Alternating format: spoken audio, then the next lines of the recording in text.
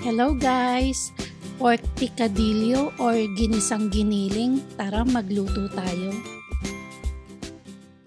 Nagpainit lang muna ako ng kawali, tapos naglagay ng mantika at saka ipiprito ko muna itong mga patatas.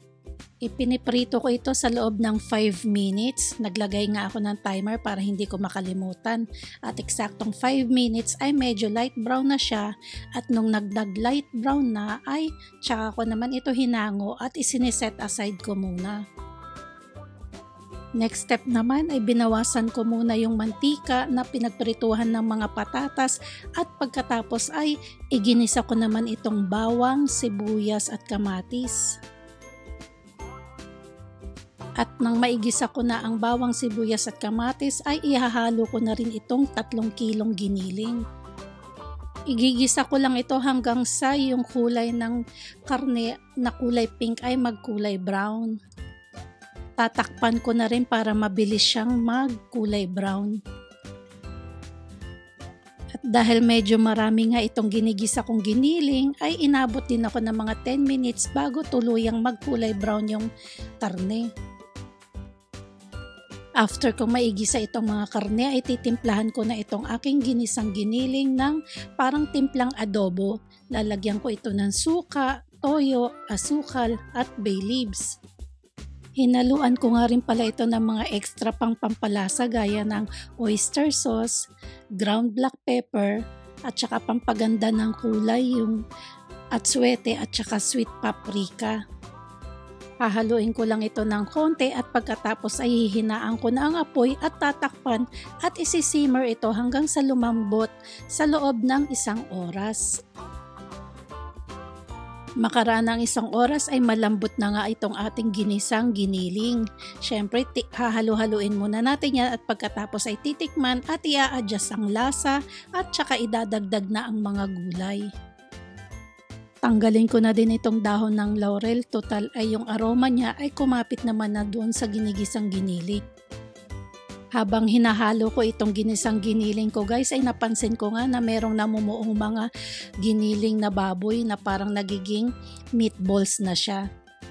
Kaya ang ginawa ko ay hinanap ko pa yung aking sandok na pang mashed potato, yung ginagamit ko na pandurog sa mashed potato na sandok guys, hindi ko lang alam kung ano ang tawag.